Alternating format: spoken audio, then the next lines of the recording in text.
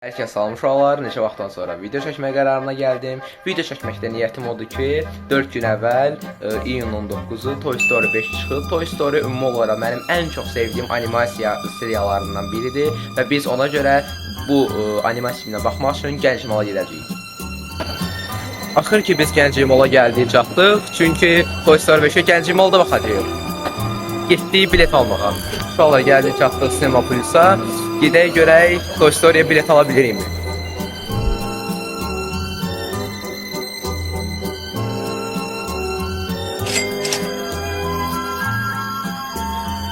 Və uşaqlar biletləri aldıq. Filmin başlamağına 40 dəqiqə qaldığı üçün mən düşünürəm gedib gəlsək daha yaxşı olar.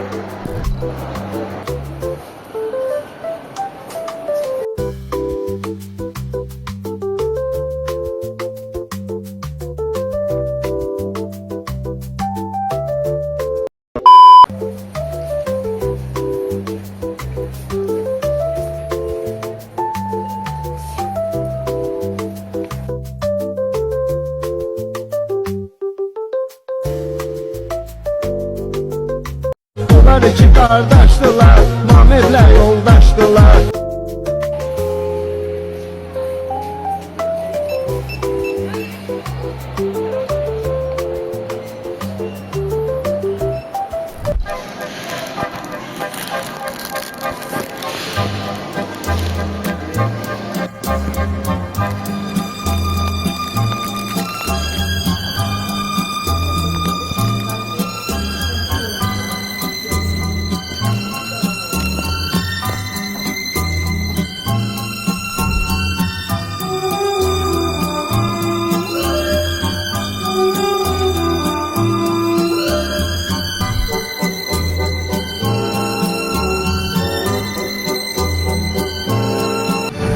В июле 2026 Новые пиццы по мотивам мультика «История игрушек 5». Закажи 2 или более по 12,90 за каждая. Лучшие ингредиенты, лучше пицца. Папа. Mən hal-hazırda uşaqlar filmdən çıxandan sonra moldan da çıxdım, çünki mol biraz səs-küylü idi.